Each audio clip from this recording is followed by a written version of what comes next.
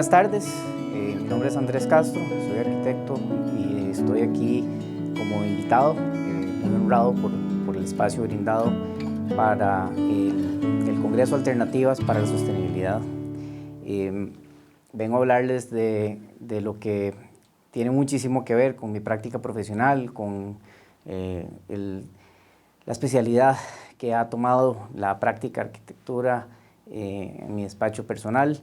Y estoy aquí pues con un poco de experiencias, con un poco de vivencias, queriendo compartir con ustedes los puntos de vista a los cuales hemos llegado con respecto a ya varios años de experiencia. Bueno, nos ubicamos en Costa Rica, en un país continental, que sin embargo tiene un clima no necesariamente continental. Yo lo interpreto como tenemos un clima de isla, un clima muy cambiante, muy dramático, con muchísimas ventajas y que también en el cual vivimos muchísimos extremos del clima.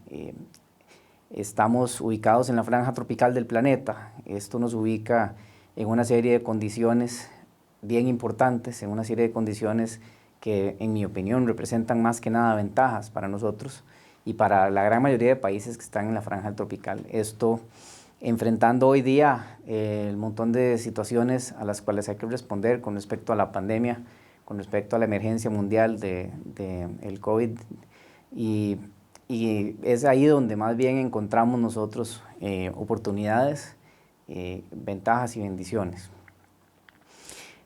Quiero iniciar con esta pregunta, de si es la sostenibilidad el único camino. Bueno, hemos escuchado todos muchísimas veces los términos reducir, reutilizar, reciclar, y mi opinión es que la sostenibilidad ahorita es un punto neutro y necesitamos introducir nuevas variables que agarren la sostenibilidad y la detallen un poquitito más, la apliquen de manera que podamos ver un poco más rápido los efectos positivos de tantos esfuerzos. Entonces, mi idea es que necesitamos llegar a regenerar, a sanar, a reconciliar, a restaurar espacios, zonas, las zonas de impacto que tengan nuestros proyectos, las zonas de impacto que tengan nuestras actividades.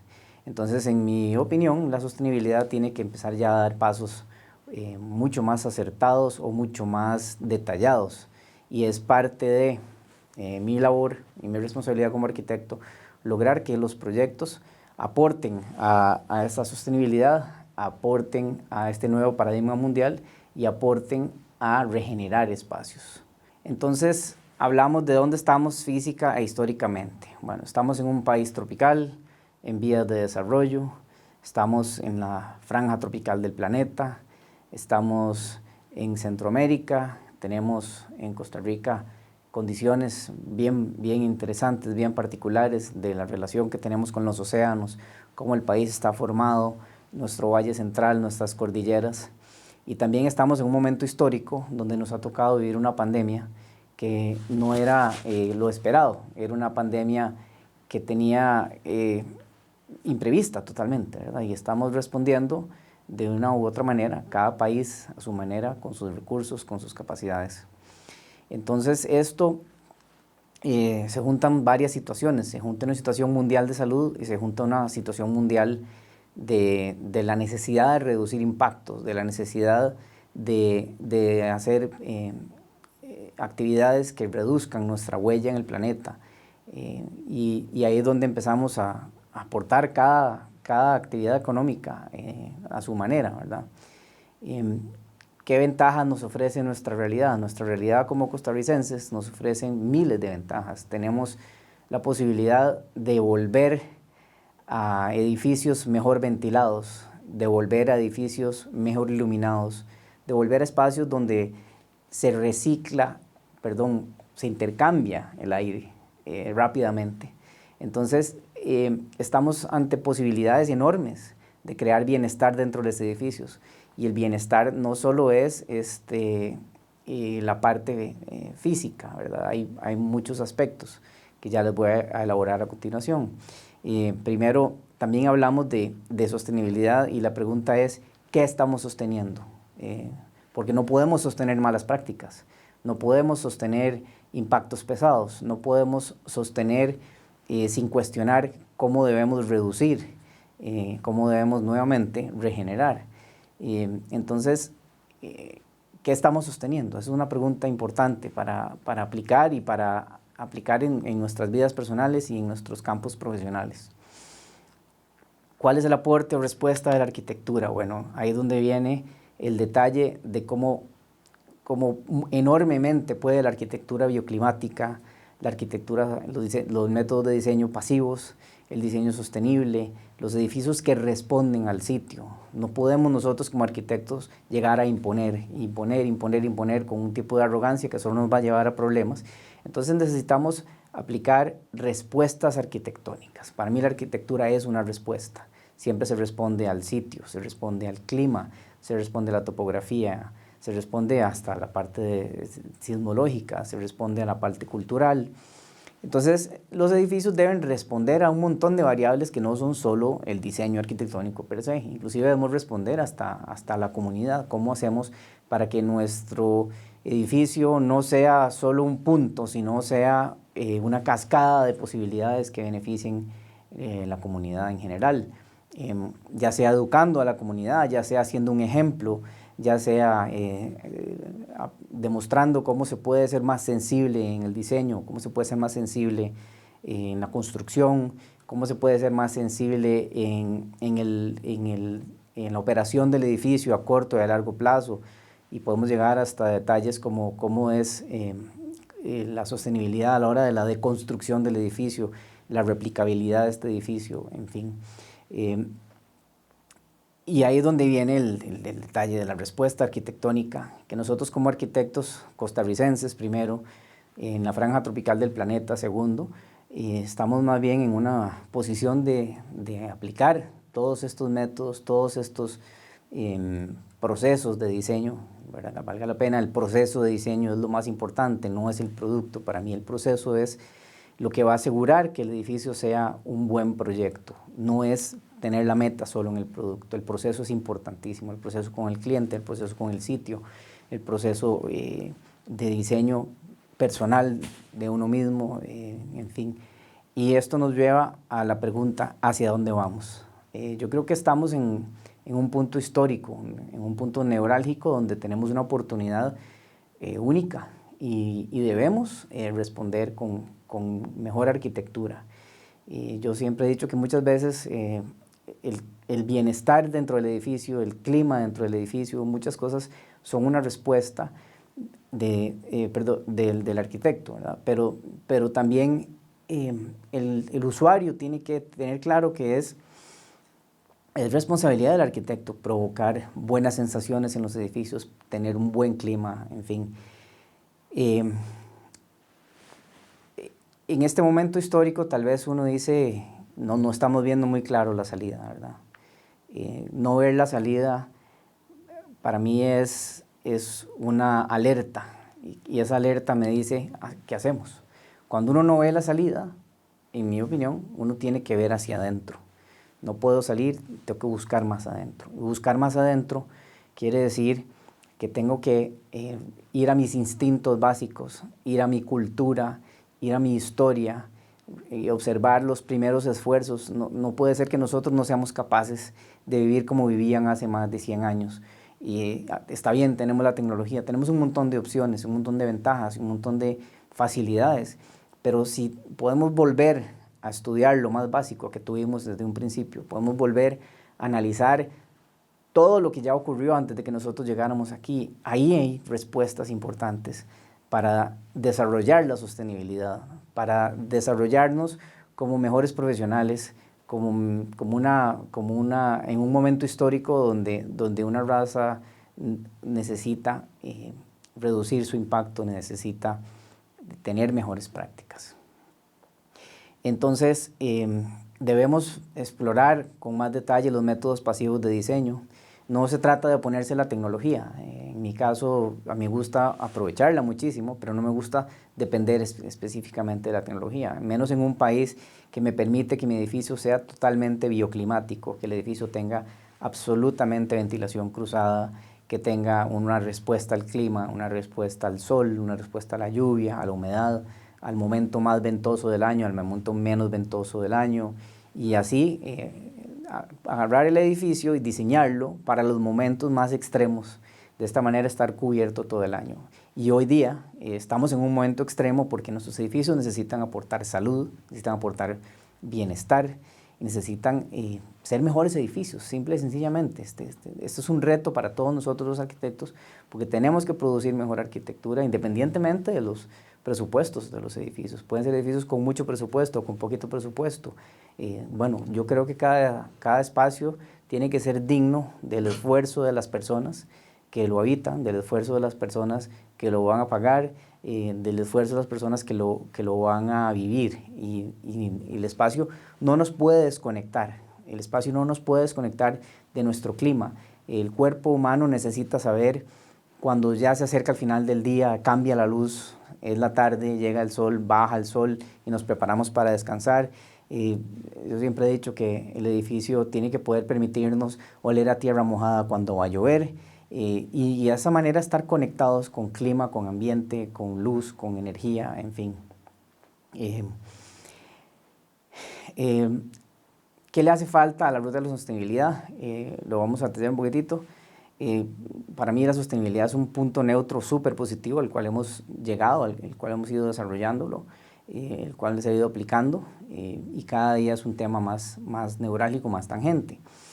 Debemos tomar acciones regenerativas, partiendo de prácticas ancestrales y actuales. Tenemos que hacer un híbrido entre observar cómo se regeneraban las zonas hace muchísimos años y cómo hoy debemos aplicarlo. Tenemos que buscar en la arquitectura vernacular, en las respuestas que nos da el sitio, tener mejores análisis de sitio, tener una respuesta total y absolutamente acertada, también contemplando flexibilidad para diferentes variables que puedan llegar a ocurrir, ¿verdad? Debemos iniciar observando sistemas vivientes y trabajando con ellos, a favor de la naturaleza, no en contra. Un ejemplo de esto es que nosotros debemos diseñar edificios con el clima, no en contra del clima. Debemos diseñar edificios, nuevamente, que respondan a todas estas variables, que en Costa Rica también son variables que representan muchas bendiciones y muchas posibilidades, y no solo en Costa Rica, sino en la gran franja tropical del planeta. Y en climas no tropicales, ¿verdad? En hemisferio norte, hemisferio sur, donde los climas tal vez tienen situaciones como extremos fríos durante más cantidad de tiempo, como la nieve, y nosotros acá con costos llegamos a que en el Cerro Chirripó se forme 1 centímetro de hielo que a las 8 de la mañana ya está totalmente derretido. Entonces tienen que haber respuestas muchísimo más acertadas, y tienen que haber respuestas de cómo se aplicaron estos métodos de regeneración y de sensibilidad cuando no existía tanto impacto de tanta actividad humana tan fuerte. ¿Qué son los conceptos de bienestar? Bueno, yo en mi práctica los defino hablando de bienestar. Para mí bienestar es sinónimo de confort. Y tenemos que hablar de confort físico, que es que por medio de métodos pasivos lograr que las personas tengan buen microclima, que criptoclima, ventilación suficiente. Por ejemplo, sabemos que una medida, digamos una regla de dedo es que en una oficina el viento pueda cruzar sin que se levanten las hojas, y eso se controla con los diseños de fachadas de ventanería. Hablamos de confort psicológico. Bueno, hay proporciones en el espacio que crean confort psicológico, remates visuales, condiciones de luz, condiciones ergonómicas. También hablamos del confort ambiental, y esa es la respuesta del edificio con el medio ambiente, cómo reduzco el impacto, cómo logro que el edificio no sea necesariamente un estorbo a lo que ya ha estado ocurriendo milenariamente en los diferentes sitios donde se va a construir, o los lugares que se van a remodelar, porque hoy día también hay que recondicionar espacios para responder a esta necesidad, como por ejemplo el montón de personas que están trabajando ahora desde su casa. Bueno, es un momento crítico para que se pregunten cómo son esas condiciones donde yo estoy trabajando, nuevamente, ergonomía, luz, clima, vista, todo este tipo de cosas que benefician o perjudican el desenvolvimiento de las personas en sus labores. Y yo le meto también la variable del confort espiritual, ¿verdad? Tenemos toda una serie de condiciones intangibles en la arquitectura, todo un montón de sensaciones que se registran en el subconsciente, no todo se registra conscientemente. Esta condición espiritual, esta condición energética, esta condición de vibraciones, donde necesitamos que el cuerpo, en una situación mundial tan pesada como la que estamos viviendo con la pandemia, el cuerpo tiene que poder vibrar en frecuencias más altas, el cuerpo tiene que poder desenvolverse plenamente. No estamos hablando solo de la mente y el cuerpo, estamos hablando de la parte espiritual o energética en un espacio.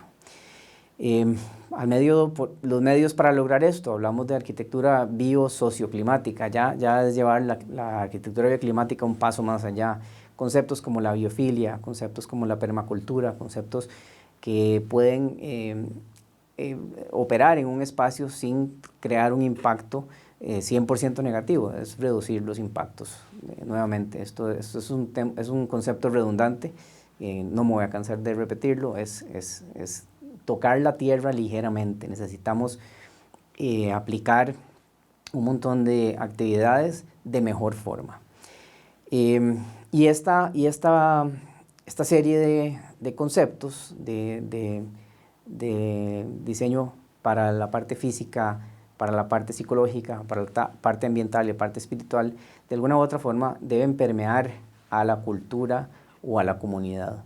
Los edificios tienen que poder educar o compartir ese beneficio de la mayor manera posible, ya sea el esfuerzo por una casa de una familia, que esta casa los eduque o les ayude a seguir desarrollando y aprendiendo a vivir mejor, hasta cómo lograr que un edificio, tal vez como algo que les voy a mostrar a continuación, hable de impactar a la comunidad positivamente. Y me lleva a mostrarles un proyecto del cual tuve la enorme bendición de participar. Este proyecto es un proyecto de un centro de operaciones y servicios para el Parque Nacional Cahuita. Estamos hablando de una pequeña playa hacia el norte de la playa principal del Parque Cahuita y otro sector en la entrada del parque por Puerto Vargas. Acá pudimos hacer un proyecto que a mí me satisface enormemente, que habla de encauzar actividades que ya estaban ocurriendo, de permitir que ocurran de una mejor manera, sin estorbar, sin empeorar la situación. Entonces, por ejemplo, este proyecto siempre tomó en cuenta la actividad de los boteros, la propiedad que cada botero tenía hacia dónde colocar su lancha cuando regresaban de pescar o de llevar un grupo de turistas a recorrer la parte marina del parque, hacer un poco de snorkeling o a pasear en lancha, o en fin, a recorrer un lugar tan poderosamente hermoso y lleno de vida como el Parque Nacional Cahuita. Una de las partes en el sector de Puerto Vargas, en el sector que está más lejos de la playa, es un centro de servicios para turistas. Este edificio está ubicado al final o al principio de una pasarela de madera que se diseñó en complemento al edificio. Entonces nosotros conectamos el edificio con esta pasarela. Tiene 100% de accesibilidad para personas acorde a la ley 7600 en Costa Rica. Es un edificio que pretende siempre mantener una imagen caribeña, pero respondiendo con estructuras expuestas, respondiendo con servicios de manera que puedan sostener el impacto de los turistas, el impacto de tanta gente que camina, el impacto del clima, y y responder a condiciones, por ejemplo, de suelo, donde había sistemas prácticamente, suelos totalmente anegados, entonces los sistemas deben responder a esto. Donde debemos responder al clima, entonces el edificio está elevado del suelo. Al estar elevado del suelo, se diseña pensando en que se expone un poquitito más a la brisa, se reduce la humedad relativa, se protege el edificio en casos de inundaciones, porque el clima aquí es bastante extremo. Es un clima, en un día tiene extremos. No estamos hablando de que se mantiene 3 meses con un extremo. Este clima es bastante agresivo, bastante cambiante. Y se provoca un marco de concreto con una estructura expuesta, con un diseño típico de cubierta, donde el calor sube, se deja que el calor salga, se aplican superficies de una sola piel, por ejemplo en las paredes no todas son paredes compuestas por afuera, estructura y adentro. Se permite que estos volúmenes se calienten menos, que no se acumule el calor como lo haría en una pared compuesta. Y estamos respondiendo a condiciones agresivas, condiciones locales fuertes, donde inclusive tenemos que aplicar formas para llevar las aguas llovidas sin considerar un beneficio del suelo, que el suelo no absorbía, ¿verdad?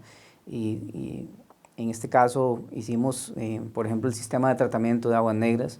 Es un sistema, por supuesto, que lleva el agua a un nivel de purificación altísima y también esa agua se tiene que disponer de una forma apropiada.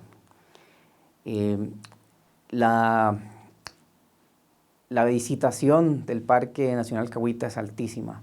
Entonces, el edificio lo que pretende es darle el servicio a los turistas y a los visitantes, de manera que tengan un punto de partida o un punto de llegada con condiciones agradables y apropiadas para iniciar o terminar sus actividades en el parque, que muchas veces principalmente es caminar. Caminar por medio de estas pasarelas de madera que fueron diseñadas por otro equipo, complementando la intervención en el sector de Puerto Vargas y caminando hasta la playa por unos kilómetros, en el cual al recorrer el parque se vive intensamente. El sector de la playa al norte, de la playa principal del Parque Nacional Cahuita, ya comprende un centro de operaciones, un centro de atención a los visitantes, servicios para los visitantes y también un orden de las actividades que estaban ocurriendo ahí. Hay muchísima presión sobre la zona, presión turística, presión local, presión de economía, presión de actividades que pueden ser dañinas para la comunidad. Entonces se ve el edificio también como un punto de inicio, una inserción de cosas que por orden puedan ser positivas para la comunidad, y además el edificio también pretende demostrarle a las personas lo que es una interpretación un poco actual de la arquitectura caribeña, sin caer en un capricho de materiales. Más bien estamos trabajando con materiales sumamente fuertes, con materiales que se pueden inspeccionar fácilmente a la vista para ver su mantenimiento, materiales de la mejor manera posible de la zona o en un radio no muy amplio para conseguir esos materiales y llevarlos al sitio para la construcción del edificio. Este edificio está compuesto de dos partes, y una parte es el centro de operaciones y atención, y la otra parte son los servicios para turistas. La tercera parte ya no es tanto el edificio, pero es una plaza que se desarrolló hacia el mar. Dicho sea de paso, este suelo tenía una mezcla de coral con áreas que no tenían absorción. Entonces se trabajó con una base de lastre para poder manejar ahí una serie de estratos que manejaran las aguas tratadas y procurar que no hubiese contaminación ya que las aguas pues salían altamente puras. El edificio tiene ese típico monitor para permitir que el aire caliente suba y salga. El edificio tiene la textura en honor a la arquitectura caribeña que todo el mundo tiene mucho en su memoria colectiva, ¿verdad?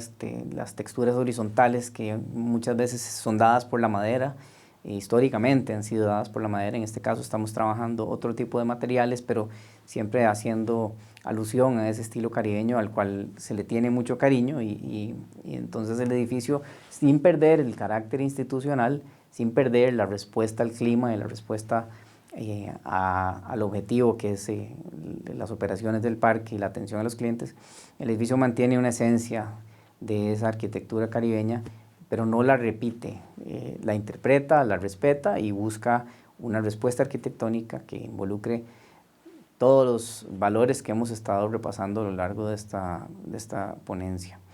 Este marco externo de concreto permite una facilidad de construcción en la cual se podría haber desarrollado inclusive una actividad de primero techar para que la gente trabajara en sombra o techar previo a cuando típicamente se techa para trabajar protegidos de un clima fuerte. Esta posibilidad era latente y se pensó mucho también en la vista, en el flujo que tenía el sitio, la actividad que había de los boteros, la actividad para agilizar parqueos para visitantes, el tema de las motocicletas, en fin. El edificio tiene una vista al mar, está colocado directamente frente al mar. Entonces, entre el edificio y el mar se creó un pequeño malecón y una plaza. Y esta plaza lo que pretende es dar un espacio a las actividades y comunales, a las dinámicas sociales. A mí me gusta mucho trabajar el tema de potenciar dinámicas sociales porque no solo ocurren en un lugar como una plaza, estas dinámicas sociales ocurren hasta en una casa de habitación. Actividades, por ejemplo, como qué ocurre alrededor de una cocina en una casa, qué ocurre alrededor de una terraza en una casa, cuáles son los espacios que nos permiten desarrollar las actividades confortablemente, pero siempre relacionados con el clima, con el jardín, con la vista. Entonces se crea esta plaza, ahí diseñamos unas bancas con diferentes alturas también para considerar la altura para que un niño se siente o un adulto mayor que pueda estar confortable. Y conectar el edificio con el mar, conectar el edificio con la vista, se sembraron árboles para que a futuro esos árboles provean sombra. Las imágenes que están viendo ya tienen algún tiempo, esos árboles ya deben estar mucho más altos. Y bueno, podemos ir viendo el edificio, cómo se ve que está despegado del suelo, cómo se ve que el edificio tiene una respuesta al recorrido del sol, una exposición a la perpendicularidad del viento que ocurre frente a un cuerpo de agua, brisa mar-tierra, brisa tierra-mar, y cómo ocurre eso durante el día, cómo el edificio tiene ventilación cruzada sin sacrificar privacidad. ¿A qué me refiero con esto? Me refiero a que el edificio tiene que poder tener ventilación cruzada por medio de ventanería, sin tener que depender de que la puerta sea un elemento de ventilación. Entonces tienen que haber ventanas que provoquen que el viento cruce de un lado al otro, poder cerrar esas ventanas para acelerar el viento de un lado y abrir del otro lado para provocar un efecto de cruce de viento, cambios en velocidad, cambios en presión positiva, ¿verdad? Donde el viento pega es presión positiva, donde el viento no pega es presión negativa, y el viento se nos va a mover de presión positiva a presión negativa. Eso es lo que tenemos que poder provocar con ventanería, con disposición de espacios a las brisas, considerando que a veces no hay viento o a veces pueden haber épocas del año en las que hay muchísimo viento. Tenemos que también poder protegernos de eso. Y bueno, un poco el edificio ya emplazado en respuesta al acceso de los boteros a unos tecles, a un árbol que es muy popular, a temas de accesibilidad como rampas, a temas de apertura y recepción de los visitantes de la comunidad. Muchas de estas fotos se puede ver no solo el edificio como tal, si no se puede ver la respuesta de la sombra, cómo la sombra funciona para que las personas estén confortables, protegidas nuevamente de un clima bastante agresivo, de un clima bastante cambiante. Y ahí podemos ver un poco también la ubicación de las lanchas. Cada una de estas lanchas tenía un tecle y una forma de amarrarlas y acercarlas a la playa cuando no están en uso, de manera que estén seguras. Tenemos ahí claramente ejemplificado este marco estructural externo, la amplitud de los aleros, el monitor, la sombra aplicada en las fachadas, cómo va respondiendo a lo largo del día con el recorrido del sol. Y aquí vemos, por ejemplo, pasillos totalmente en sombra, materiales fuertísimos, materiales para un uso pesado, como estos son lavatorios en concreto con tubería metálica, de alto tránsito, de alto uso, y de una respuesta responsable para la durabilidad. Y nuevamente, cómo responden los espacios al clima interno, cómo responden los espacios a que el aire se intercambie rápidamente o constantemente, porque muchas veces lo que ocurre es que el calor entra y se acumula, y si no tiene cómo circular, ese calor se va a ir acumulando hasta que algunos elementos del edificio van a ser baterías de calor. ¿Cuándo? En las noches, posiblemente generando aportes de calor que podrían ser reducidos o eliminados si el edificio permite ese intercambio constante de clima, de viento, provocando sombras, provocando superficies, por ejemplo, como irregulares para que el calor no tenga esa inercia tan fuerte que tiene una superficie plana, utilizando parasoles, celosías, todos estos elementos que han sido milenarios. Yo no considero que esto sea nada novedoso, esto es algo que ha ocurrido siempre, entonces tenemos que valorar también lo que antes ya se hacía, no todo es una respuesta actual, ¿verdad? Hay que valorar lo que tenemos nosotros en algo que llamo conocimiento acuerpado. Nosotros tenemos instintos, tenemos conocimiento que podemos aplicar y podemos investigar y tener respuestas interpretadas para una situación actual. Este edificio nuevamente es ya regresamos al parque, el sector de Puerto Vargas. Y aquí vemos estas superficies permeables donde lo que se permite es precisamente un intercambio de aire constante, donde se permite una sombra constante, donde el nivel de lluvia puede ser tan exagerado que literalmente a veces puede llover horizontalmente. Y aquí vemos ejemplos de una humilde aplicación de lo que ha sido mi práctica, en un esfuerzo de mucha gente. Dicho sea de paso, esto es un esfuerzo no solo es del arquitecto, aquí tenemos esfuerzos de los ingenieros, esfuerzos de la empresa constructora, en fin, la inversión, en fin, todo para lograr un punto medio de cosas positivas para los visitantes, para la comunidad, como un ejemplo de un edificio que respeta mucho el sitio y que, aunque no existe el impacto cero, se trata de reducir al máximo el impacto. Esto ya es la parte final en la cual vamos a hacer un repaso muy rápido por algunas de las casas que están actualmente en desarrollo.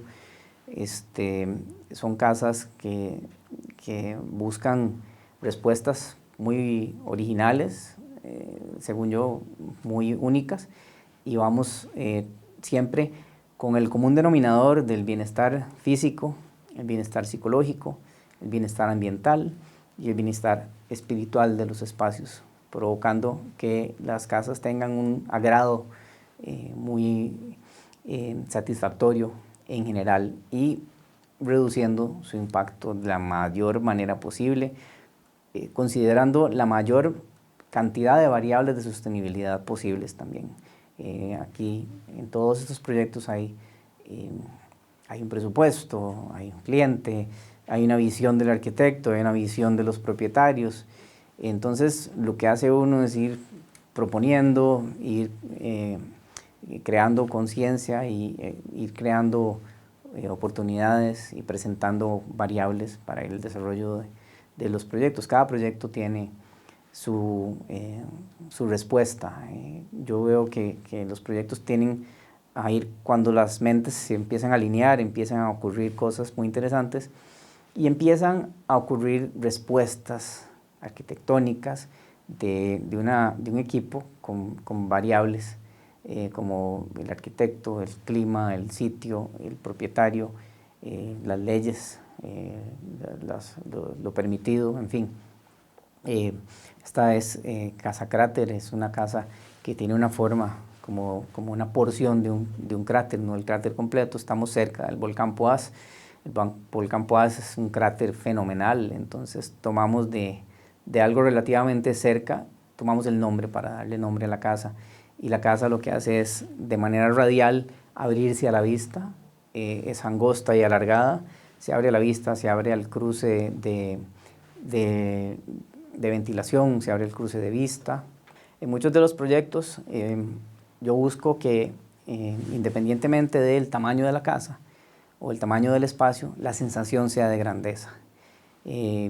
Hace muchos años mi preocupación en vista de todo lo que estamos viviendo hoy en día con clima, con sostenibilidad, mi preocupación era cómo hacer mejor arquitectura en mi propio país. Entonces encontré en la arquitectura bioclimática una respuesta súper positiva que me hizo a mí terminar de entender cómo es mi país y cómo puedo aplicarlo en otras latitudes. Entonces, los espacios, mi pregunta primero fue, ¿cuál era esa respuesta, verdad? Entonces la encontré en la arquitectura bioclimática. Luego se le fueron agregando cuestionamientos de sostenibilidad, variables de sostenibilidad, cómo lograr que nuestras actividades tuviesen un menor impacto. Y yo me empecé a preguntar, ¿qué sigue? ¿Qué sigue? ¿Qué sigue? ¿Qué sigue? Para mí, la respuesta que sigue fue a la parte sensorial, la parte donde vemos una economía comprimida, donde vemos una economía que no necesariamente le permite a todo el mundo vivir en espacios amplios, en espacios gigantescos, o en espacios... Entonces, mi reto personal fue desarrollar espacios del tamaño que el proyecto los permita, pero con gran sensación. Espacios que independientemente de si son grandes o pequeños, tuvieran una conexión importante con el exterior, tuvieran buenas condiciones de iluminación, de ventilación, que logren nutrir no solo lo visible, sino también lo invisible, la parte intangible de la arquitectura. Entonces, en este momento, mucho de lo que estoy produciendo son proyectos que tienen diseño de atmósfera. Y la atmósfera es absolutamente todo, es luz, color, olor, textura, todas las condiciones espaciales que pueden transmitir al inconsciente mensajes donde no necesariamente se registren. A veces uno quiere volver a un lugar y no sabe por qué, simplemente se sintió bien. O a veces no se quiere volver a un lugar porque tal vez había una condición de contaminación acústica, por ejemplo. No podías tener una conversación en un espacio. Bueno, entonces todo esto es una respuesta a la parte de diseño sensorial, arquitectura de atmósfera. Estos espacios lo que pretenden es ser dignos para las personas que los habitan, independientemente de si son o no son lujosos o si son o no son caros. Es básicamente dar espacio, espacio apropiado, espacio digno a la parte espiritual, a la parte intangible. Muchas personas creen que uno entra a un espacio y ahí llegó, hasta ahí llegó la relación. Yo más bien empiezo cuando el espacio entra en la cabeza de las personas. Entonces uno trata de provocar sensaciones agradables aunque las personas no lo registren. Provocar remates visuales, provocar condiciones interesantes de luz, texturas, en fin, todo lo que pueda ir nutriendo la parte del inconsciente de la cabeza en el espacio. Entonces, es por medio de estas diferentes variables no solo de sostenibilidad, sino de diseño bioclimático y de respuesta a nuestra realidad tropical y a la realidad de cada proyecto, que yo encuentro una arquitectura contemporánea costarricense proyectada a un momento histórico que responde a muchísimas variables, y le toca a uno como arquitecto aplicarlas. Como sabemos muchas veces, uno es como un director de orquesta y tiene que hacer equipo con muchísimos actores, y cada actor tiene muchísimas cosas que aportar, y de ahí el montón de situaciones que ocurren y se filtran y crean un proyecto que lo que buscamos es que tenga identidad, una identidad costarricense, actual, que permita ese desarrollo de la arquitectura de menor impacto a futuro, y creando edificios para un momento histórico con situaciones bien importantes a contabilizar dentro de nuestras prácticas. Las casas por lo general tienen volumetría angosta y alargada, esto es para responderle al sol. Tienen una orientación que tiene que ver con la dirección del viento, esto es para provocar ventilación cruzada, ventilación natural, que de hecho sea de paso, la ventilación cruzada literalmente tiene que ser que el viento cruce un espacio, no es solo cuestión de una ventana, es de más de una ventana, es de responder a la dirección y a la velocidad del viento y qué ocurre con ese viento en la parte interna. Trabajamos muchísimo el diseño de la sombra, trabajamos muchísimo la respuesta al terreno, la respuesta a la topografía, la respuesta a las aguas que corren el terreno en los extremos lluviosos del año. Y hay respuestas de todo tamaño, y respuestas para todo tipo de familias, para todo tipo de actividades. Estas últimas son más que nada casas.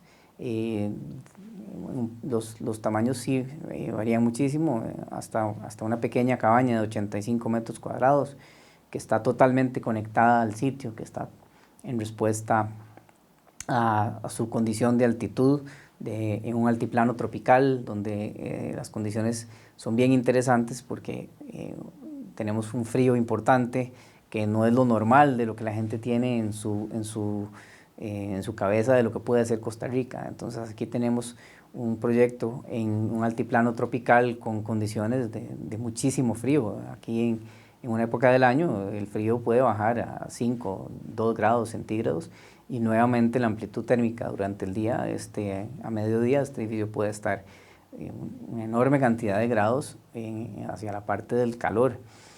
Entonces, en este proyecto se nos orientó mucho a cómo conservar el calor al final del día y en cuál espacio considerarlo, ya que la temporalidad dentro de los espacios, ¿verdad?, es importante. ¿A dónde pasa uno más tiempo? ¿Dónde pasa momentos muchísimo más dinámicos?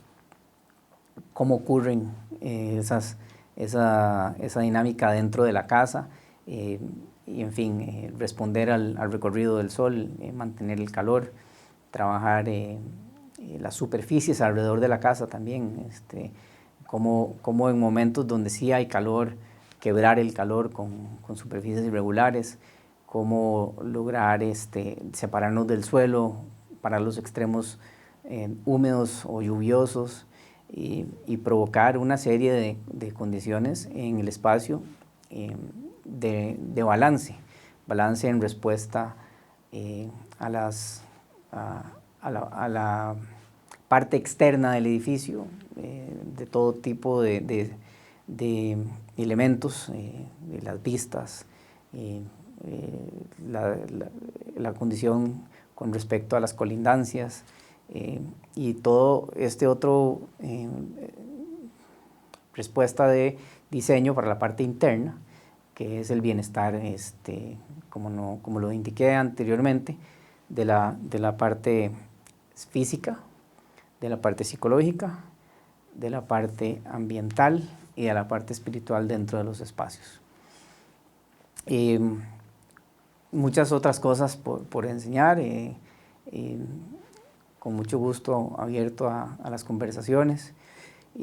Vamos cerrando la presentación agradeciéndoles nuevamente por el espacio brindado, y quiero cerrar esta presentación con esta imagen. Esta es una obra de arte de mi padre, el arquitecto Jorge Castro Villegas. Esta obra se llama Llanto Urbano, es un óleo sobre madera, que esta obra él la pintó en 1978 y ha sido para mí un impacto eterno, porque para mí esta obra ejemplifica mucho del momento actual que estamos viviendo. Habla de un caos o de una situación de muchísima dinámica, muchísima información, y bueno, cerrar nada más agradeciéndoles nuevamente y bueno, con un compromiso profesional, con un compromiso serio de aportar a la arquitectura costarricense, y ojalá que estos aportes trasciendan de nuestras fronteras. Y bueno, muchísimas gracias y quedo a sus órdenes.